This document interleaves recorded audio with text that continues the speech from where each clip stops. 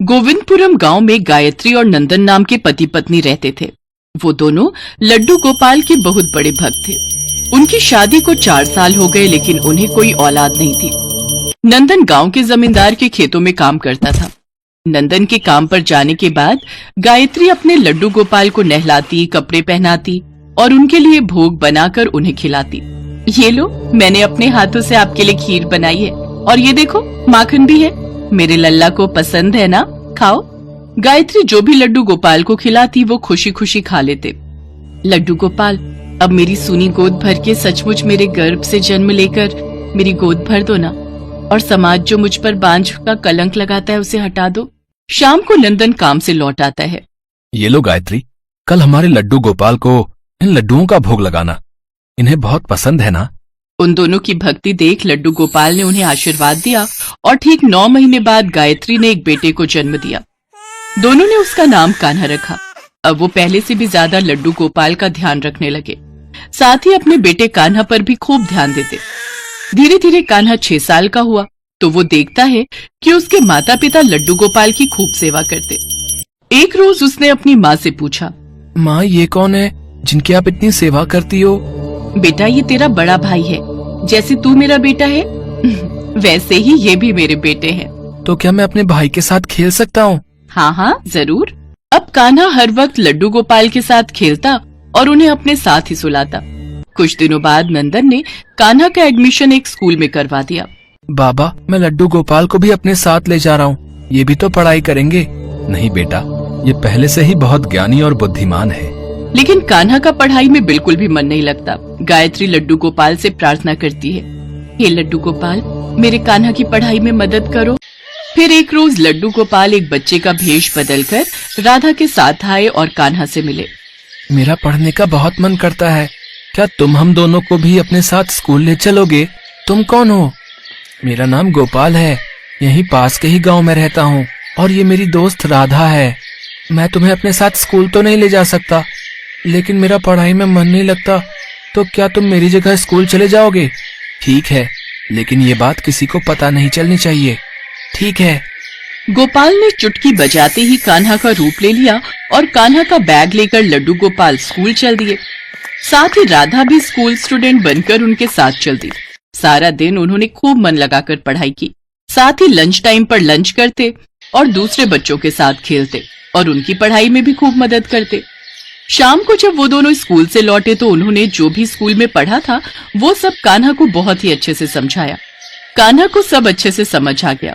अब ये सिलसिला रोज चलता रहा। कान्हा अब बस परीक्षा देने ही स्कूल जाता, वो हमेशा अव्वल आता। अब कान्हा बड़ा हो गया और उसकी पढ़ाई की तरफ लगन देख उसके माता पिता ने आगे की पढ़ाई के लिए शहर भेजने की सोची। अब हम अपने कान्हा को आगे की पढ़ाई के लिए शहर भेजेंगे। उन्होंने कान्हा को शहर भेज दिया, लेकिन उसे वहाँ लड्डू गोपाल और राधा की याद सताने लगी। तभी दोनों वहाँ प्रकट हुए। तुम दोनों यहाँ? तुम यहाँ कैसे? मैं तो हर जगह तुम्हारे साथ हूँ। सच सच बताओ गोपाल, आखिर कौन हो तुम? मैं वही हूँ जिसकी याद में तुम पढ़ते नहीं थे, यानी कि तुम्हारा भाई लड्डू गोपाल, और ये है मेरी राधा रानी। इतना कहते ही लड्डू गोपाल और राधा अपने असली रूप में आ गए। मैं धन्य हो गया प्रभु। अब कान्हा ने खूब मन लगाकर आगे की पढ़ाई की। लड्डू गोपाल और राधा पढ़ाई में अब भी उसकी मदद करते थे। इसके बाद कान्हा को एक बड़ी कंपनी में नौकरी मिल गई। उसके माता पिता की गरीबी अब दूर हो गई। कान्हा ने उन्हें सारी बात बताई।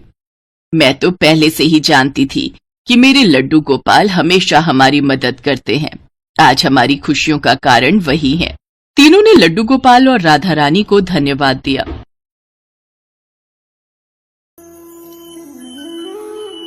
हरिपुर गांव में चंदू नाम का एक दूध वाला अपनी पत्नी शांति और बेटी सुनैना के साथ रहता था। शांति स्वभाव से बहुत ही कंजूस थी।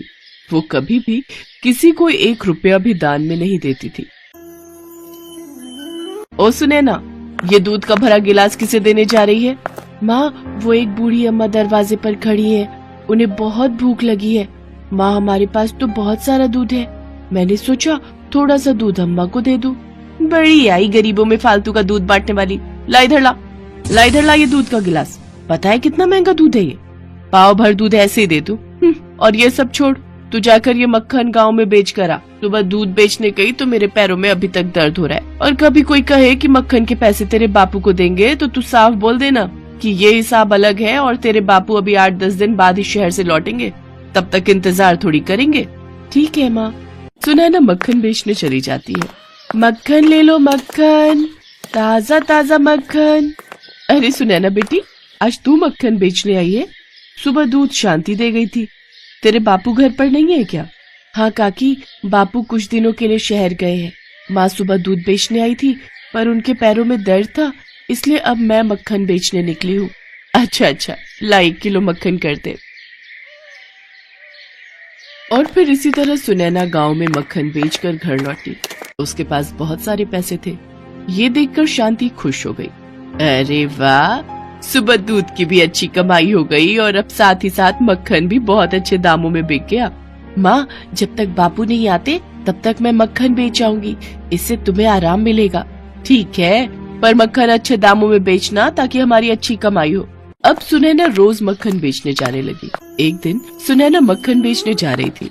रास्ते में राधा कृष्ण मंदिर पड़ा। सुनैना कुछ देर आराम करने मंदिर की सीढ़ियों पर बैठ गई। तभी उसे मंदिर में पंडित जी द्वारा कही जा रही भगवान कृष्ण के बाल्यकाल की कथा की आवाज आई। यशोदा मैया भगवान कृष्ण के लिए रोजाना माखन निकाल कर रखती, पर कृष्ण को माखन इतना प्रिय था कि वो अपने मित्रों के साथ गांव की गोपियों का भी माखन चुराकर खा जाते थे। गांव में जिस घर भी माखन बनता था, कृष्ण अपने सारी सखाओं के साथ झट से पहुंच जाते और ताजा ताजा मटकी का माखन खा लेते थे। कृष्ण को माखन बहुत प्रिय है। पंडित जी, क्या भगवान कृष्ण को आज भी माखन का भोग लगा सकते हैं? हाँ बेटी, क्यों नहीं। भगवान कृष्ण तो प्रेम के भूखे हैं और माखन तो उन्हें बहुत पसंद है। पर गांव के लोग केवल जन्माष्टमी पर ही भगवान कृष्ण को माखन खिलाते हैं, और दिनों में कोई माखन नहीं लाता। पंडित जी चिंता मत कीजिए, अब मैं रोजाना कृष्ण के लिए माखन लेकर आऊंगी। ये लीजिए पंडित जी, मेरे पास बहुत सारा माखन है और इसमें से थोड़ा सा भगवान कृष्ण को खिला दीजिए। जीती रहो बेटी, खुश रहो। अब सुनैना रोजाना ही जब मक्खन बेचने जाती तो थोड़ा माखन भगवान कृष्ण के लिए निकालती और उसके बाद बचा हुआ माखन बेच देती। माँ, ये लो आज के माखन के पैसे। क्या बात है सुनैना, आजकल तू माखन के बहुत कम पैसे दे रही है, कहीं तू पैसों को खर्च तो नहीं कर देती? नहीं माँ, मैं तो सारा माखन बेच कर आती हूँ। वो तो लग रहा है गाय भैंस दूध पतला दे रही है, इसी कारण माखन कम निकलता है। कुछ तो गड़बड़ है, मुझे इसका पीछा करना होगा। जरूर सुनैना मेरे से झूठ बोल रही है। शांति सुनैना का पीछा करती है। सुनैना मंदिर के आगे जैसे ही रुकती है, शांति उसका हाथ पकड़ लेती है। ये तू मंदिर में कहाँ जा रही है? मैं तुझे माखन बेचने के लिए भेजती हूँ या खेलने के लिए? चल, अब से मैं भी तेरे साथ माखन बेचने जाया करूंगी। अकेले तू इधर उधर खेलती रहती है। अब क्या करूं, माँ तो मेरे साथ है। अब तो मैं मंदिर में राधा कृष्ण को माखन भी नहीं खिला सकती। शांति ने सुनैना के साथ मक्खन बेचने जाना शुरू कर दिया, इसलिए अब सुनैना मंदिर में राधा कृष्ण को मक्खन खिलाने नहीं जा पाती थी। ऐसे ही कुछ दिन बीत गए। एक दिन सुनैना बापू के साथ बाजार गई हुई थी। तभी पीछे से बहुत ही सुंदर सलोने 2 बच्चे शांति के पास आए। मेरा नाम राधा है और इसका नाम कृष्ण है। हम दोनों मंदिर में रहते हैं। तो मैं क्या करूं? यहाँ क्यों आए हो? सुनैना हम दोनों को रोज माखन खिलाने मंदिर आती है, पर कुछ दिनों से वो नहीं आ रही थी, इसलिए हम दोनों खुद ही आ गए। हाँ, मैंने तो बहुत दिनों से माखन खाया ही नहीं। अच्छा, तो तुमने सुनैना को माखन के पैसे दिए थे? नहीं, हमने माखन के पैसे नहीं दिए। अच्छा, तब भी मैं कहूँ माखन के पैसे इतने कम क्यों बन रहे हैं? मुफ्त का माखन नहीं है हमारे पास। अगर तुम्हारे पास पैसे हैं तभी माखन मिलेगा। और हाँ, इतने दिनों से तुमने जो माखन खाया है ना, उसके भी पैसे मैं वसूल करके रहूंगी। लाओ पैसे दो। हमारे पास पैसे नहीं है। हाँ, ये हमारे पास सोने के कड़े हैं, आप ये रख लो। अरे वाह, माखन के बदले सोने के कड़े। ये तो सोने पर सुहागा वाली बात हो गई। हाँ हाँ, मैं तुम्हें अभी माखन देती हूँ। शांति की खुशी का ठिकाना नहीं था। थोड़े से माखन के बदले उसे चमकते हुए वजनदार सोने के कड़े मिल गए थे। कुछ देर बाद चंदू और सुनैना वापस लौटते हैं। शांति उन्हें सोने के कड़े दिखाती है। वो कड़े देखकर सुनैना चौंक जाती है। माँ, ये तो राधा कृष्ण के हाथों के कड़े हैं। मंदिर में उनकी जो मूर्ति है उसमें राधा कृष्ण ने ये कड़े पहने हुए हैं। तुमने ये क्या कर दिया माँ? राधा कृष्ण खुद माखन खाने आए थे और तुमने उनसे ये कड़े ले लिए। शांति, भगवान तो प्रेम के भूखे हैं। तुमने माखन भगवान को बेच दिया? इतनी कंजूसी और इतना लालच अच्छी बात नहीं शांति। तुमने भगवान से भी कंजूसी करनी नहीं छोड़ी। राधा कृष्ण बच्चों के रूप में तुम्हारे पास आए थे। वो थोड़ा सा माखन ही तो मांग रहे थे। बहुत गलत किया तुमने शांति, बहुत गलत। वो तो भगवान थे। किसी साधारण बच्चे के साथ भी तुम्हें ऐसा व्यवहार नहीं करना चाहिए। बच्चे भी भगवान का रूप होते हैं। मैंने ये क्या कर दिया? मैंने राधा कृष्ण को माखन बेच दिया, जबकि मैं जानती थी कि सोने के कड़े के दाम ज्यादा है। मैंने उन्हें साधारण बच्चे समझकर लूट लिया। हे भगवान, मुझे क्षमा कर दो, मुझसे पाप हो गया। सुनैना चल बेटी, मंदिर ले चल। मैं राधा कृष्ण से क्षमा मांगकर उनके हाथों में खुद ये कड़े पहनाऊंगी। शांति चंदू और सुनैना के साथ राधा कृष्ण मंदिर में जाती है। वो देखती है राधा कृष्ण के हाथ खाली हैं। उनके हाथों में कड़े नहीं हैं। उसकी आंखों से आंसू छलकने लगते हैं। वो रोती रोती राधा कृष्ण के हाथों में कड़े पहनाती है। मेरी भूल क्षमा कर दो भगवान, मुझसे गलती हो गई, मुझे दर्शन दो। हे राधा कृष्ण, मुझे दर्शन दो।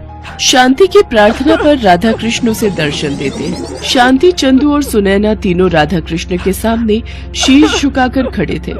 राधा कृष्ण उन्हें आशीर्वाद देकर अंतर्ध्यान हो जाते हैं। उस दिन से शांति ने कंजूसी करना छोड़ दिया। शांति अपनी बेटी सुनैना के साथ रोजाना माखन का पहला भोग राधा कृष्ण को ही लगाती थी। उसके पश्चात ही वो माखन बेचा करती थी।